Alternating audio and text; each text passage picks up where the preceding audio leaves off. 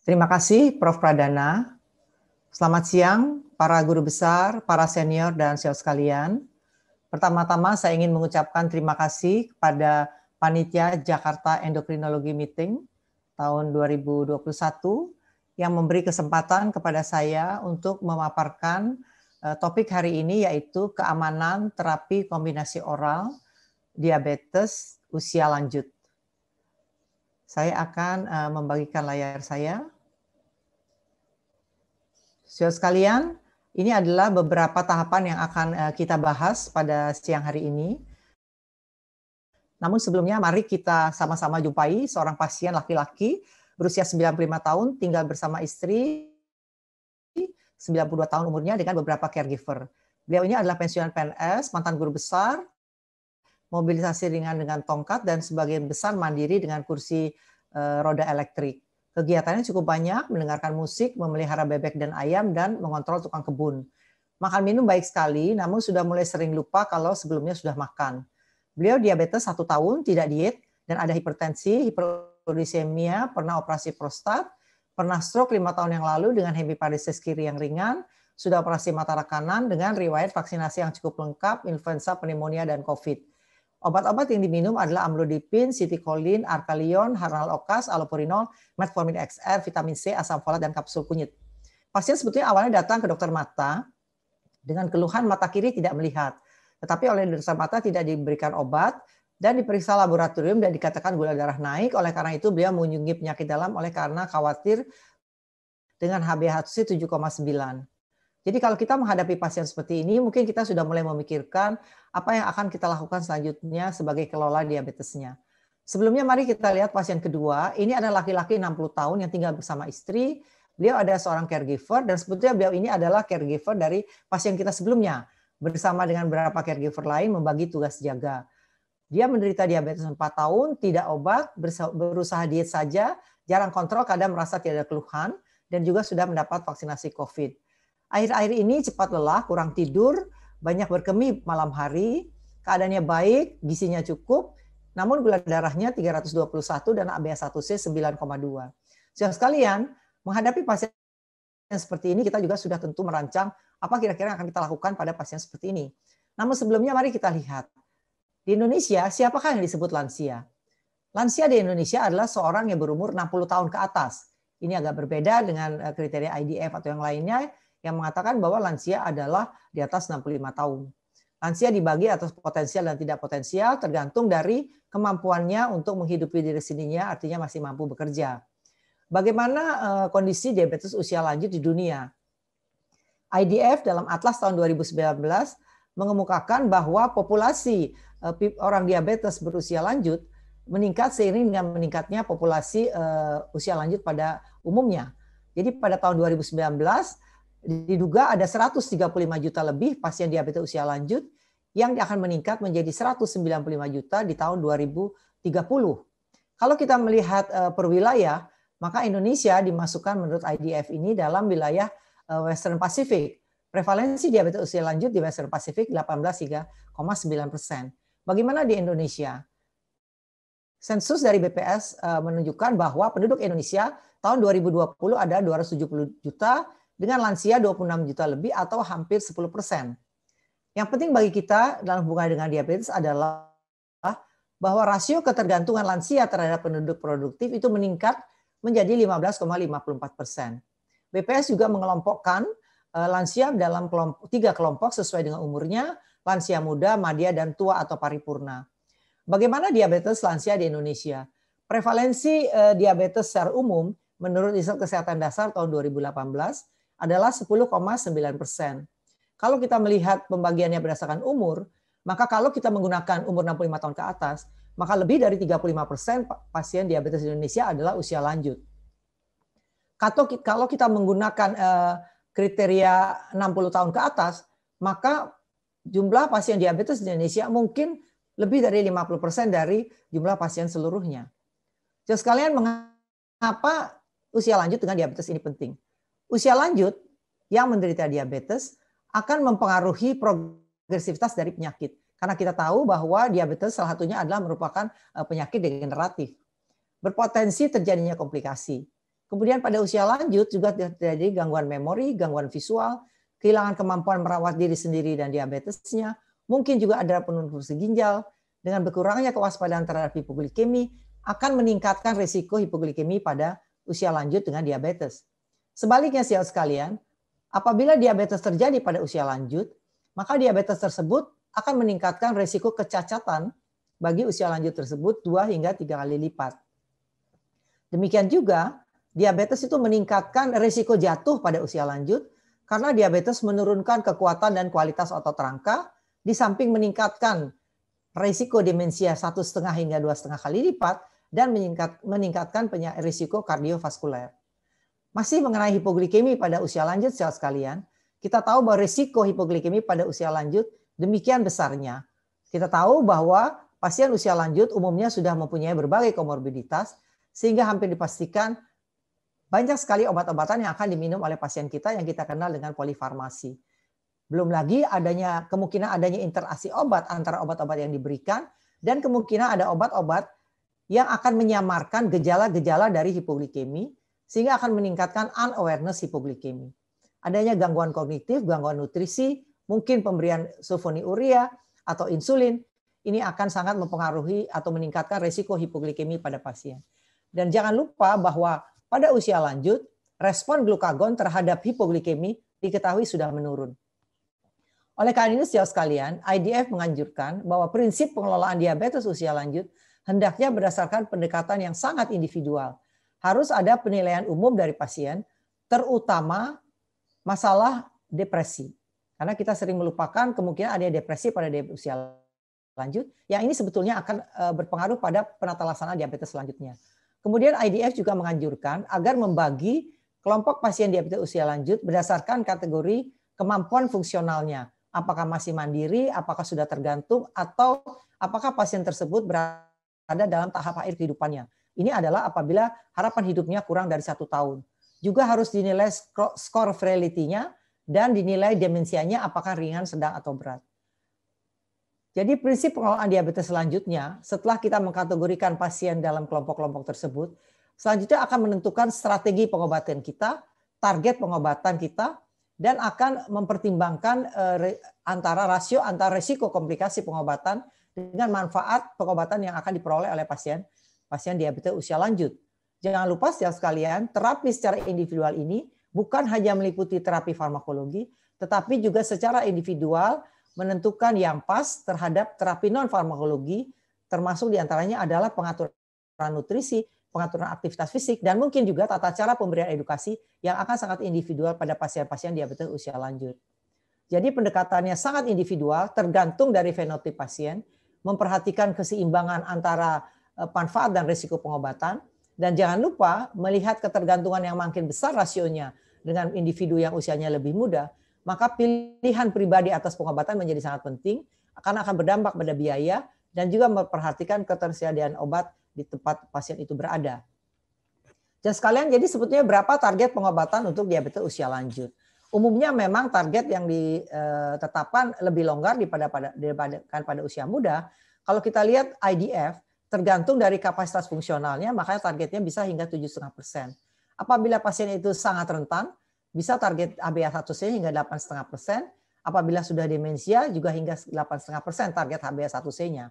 Dan pada pasien-pasien yang sudah sampai pada tahap akhir kehidupannya, maka targetnya bukan lagi angka, tetapi menghindarkan simptomatik dari hiperglikemi.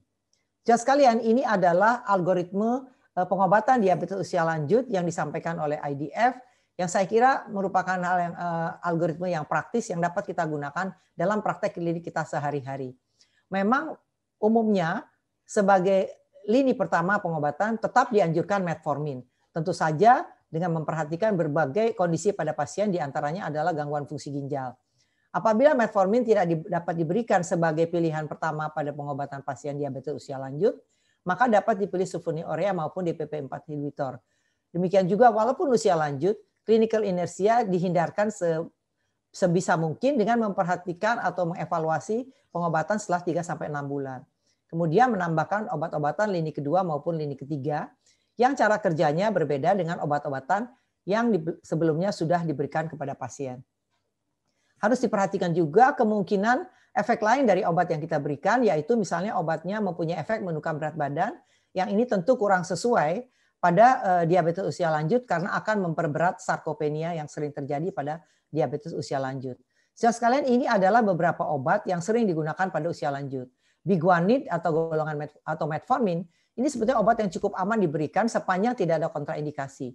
Efek hipoglikemiknya rendah dan biayanya sangat terjangkau. Namun pada orang tua sering dapat menimbulkan gangguan pencernaan dan dapat menurunkan berat badan terutama pada diabetes usia lanjut yang sangat rentan. Jangan lupa bahwa metformin ditengarai dapat menimbulkan defisiensi vitamin B12 terutama pada orang tua karena adanya masalah gangguan absorpsi dari vitamin B12 di saluran cerna. Sulfonylurea juga masih dapat digunakan saudara sekalian pada orang tua terutama karena harganya sangat terjangkau. Namun harus diperhatikan kemungkinan risiko hipoglikemi dan interaksi obat dengan obat-obat yang biasa diminum oleh pasien usia tua, yaitu warfarin atau allopurinol. DPP-4 inhibitor ini juga banyak digunakan atau disarankan digunakan pada pasien diabetes usia lanjut, terutama karena efek hipoglikemiknya yang rendah. Namun jangan lupa obat-obatan ini masih sering menimbulkan efek samping mual, ya, muntah dan rasa tidak nyaman di perut. Tetapi juga kelemahannya adalah harganya mungkin tidak terlalu terjangkau bagi sebagian besar kelompok pasien diabetes dan efikasinya memang tidak setinggi obat-obatan lain seperti insulin maupun sulfonylurea yang mempunyai efek hipoglikemik yang tinggi. Namun obat ini sangat aman, sangat enak, sangat baik diberikan karena terutama pada orang yang tua karena diberikan hanya 1 kali per hari sehingga sangat memudahkan. Jadi sekalian, masih tentang hipoglikemi pada orang tua. Nah, sebetulnya secara fisiologis hipoglikemi sudah dapat dicegah dengan mekanisme pertahanan tubuh oleh karena adanya hormon glukagon sebagai hormon kontraregulasi glukosa. Namun perlu diingat bahwa respon glukagon terhadap hipoglikemi pada usia lanjut sudah menurun. Terapi untuk pengelolaan hiperglikemi pada diabetes usia lanjut hendaknya tidak mengganggu respon glukagon terhadap hipoglikemi. DPP-4 inhibitor sebagai monoterapi maupun kombinasi dengan insulin diketahui dapat mempertahankan respon glukagon terhadap hipoglikemi pada usia muda. Ini penelitian pada usia muda sudah dilakukan, terutama dengan menggunakan vildagliptin atau linagliptin pada populasi Jepang, contoh penelitiannya. Tetapi sitagliptin, sekalian, yang termasuk dalam golongan DPP-4 inhibitor yang lain, ini sebagai kombinasi terapi dengan metformin, diketahui dapat mempertahankan respon glukagon terhadap hipoglikemi pada usia lanjut. Sekalian masih kita lihat, mari kita lihat studinya ya.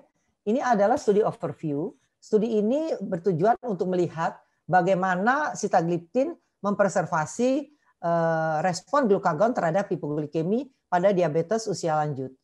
Ini adalah suatu penelitian single center, double blind, randomized, placebo control crossover study pada pasien tua yang mendapatkan metformin, kemudian dibagi 2 kelompok, satu kelompok mendapatkan tambahan sitagliptin, satu kelompok mendapatkan placebo. Penelitian ini dilakukan masing-masing 4 minggu, dilakukan wash out period, kemudian dilakukan crossover. Pada setiap akhir 4 minggu dilakukan prosedur hiperinsulinemik hipoglikemik clamp 2 tahap, ya, 2 langkah, dan kemudian pada saat itu juga dilakukan bagaimana respon glukagonnya terhadap hipoglikemik clamp. Ya, jadi saudara sekalian, bagaimana hasilnya? Pada kelompok yang menggunakan metformin ditambah sitagliptin, ternyata respon glukagonnya terhadap hipoglikemik clamp-nya masih cukup baik, bahkan lebih baik dibandingkan dengan kelompok yang hanya mendapatkan placebo. Jadi artinya saudara sekalian, penelitian ini menunjukkan bahwa sitagliptin yang diberikan bersama dengan add-on metformin tetap dapat mempertahankan respon glukagon terhadap kondisi hipoglikemi sehingga sitagliptin mempunyai efek hipoglikemik yang rendah. Ini ada penelitian lain dari Lius ya sekalian untuk melihat efikasi dan keamanan terapi berbasis metformin sitagliptin sebagai kombinasi 2 obat dan selanjutnya bila diperlukan kombinasi 3 obat pada diabetes tipe 2 usia lanjut di Cina. Ini sebetulnya adalah penelitian analisis subgrup dari studi strategi. Jadi menganalisis subgrup pasien dengan kelompok usia 65 tahun atau lebih ya, yang mendapatkan 2 terapi metformin sitagliptin selama 16 minggu dan kemudian dilanjutkan 24 minggu dengan menambahkan obat ketiga apabila kendali gula darahnya belum tercapai. Endpoint efikasinya adalah perubahan HbA1c pada setiap tahap dan endpoint efikasinya difokuskan pada hipoglikemi. Bagaimana hasilnya? Setelah 16 minggu add-on sitagliptin terhadap metformin, ternyata pasien-pasien DM tipe 2 usia lanjut menunjukkan penurunan HbA1c yang sama dibandingkan dengan DM tipe 2 segala usia dalam studi strategi tersebut. Demikian juga insiden efek sampingnya tidak berbeda dibandingkan dengan DM tipe 2 dari segala usia dalam studi strategi tersebut. Sekalian ini ada studi lain, ASSIST case study. Ini untuk melihat bagaimana efikasi dan keamanan penambahan sitagliptin pada kelompok pasien diabetes yang sudah mendapatkan insulin. Analisisnya adalah membandingkan pada berbagai kelompok umur.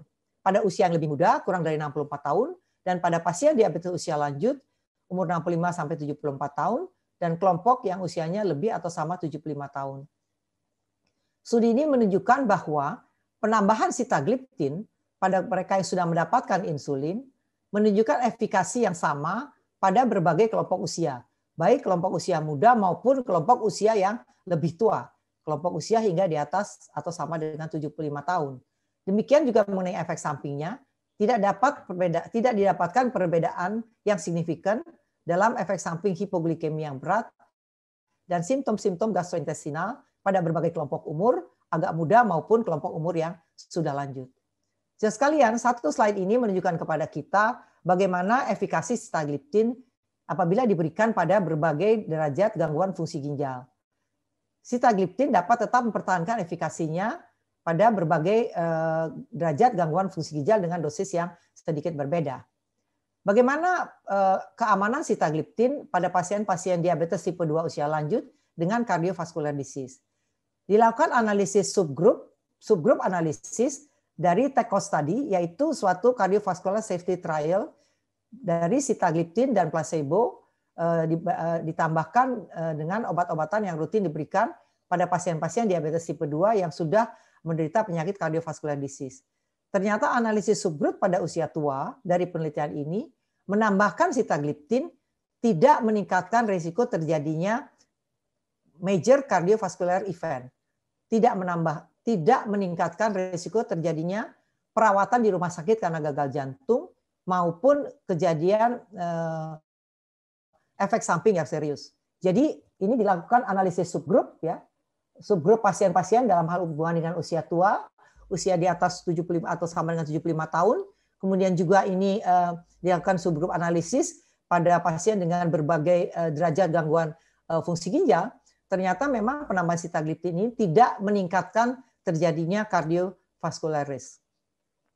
Jadi sekalian, jadi dapat kita rangkumkan dari pembicaraan kita pada siang hari ini bahwa prevalensi diabetes usia lanjut memang meningkat sesuai dengan peningkatan populasi usia lanjut secara umum. Dengan adanya beragam fenotip dari diabetes usia lanjut, maka tentu memerlukan pengelolaan yang bersifat sangat individual, meliputi antara lain penentuan tujuan, target terapi, dan pemilihan obat-obatan. Dengan tetap memperhatikan manfaat dan risiko pengobatan, terutama hipoglikemi pada diabetes usia lanjut. Sudah sekalian, studi-studi menunjukkan bahwa DPP-4 inhibitor sitagliptin menunjukkan efikasi yang baik dan efek samping hipoglikemik yang rendah pada diabetes mellitus usia lanjut. Jadi sekalian, mudah-mudahan setelah kita mengikuti paparan ini, kita mendapatkan tambahan wawasan bagaimana kita mengelola dua pasien kita tadi yang fenotipnya cukup berbeda, satu orang 95 tahun dan satu orang 60 tahun. Demikian para sejawat sekalian, mudah-mudahan presentasi ini berguna. Dan selanjutnya marilah kita dengarkan Dr. Marta, SPPD, yang akan menyampaikan pembahasan kasus tentang pengobatan kombinasi berbasis inkretin pada diabetes tipe 2 usia lanjut. Sejawat sekalian, terima kasih atas perhatiannya. Dr. Marta, saya persilahkan.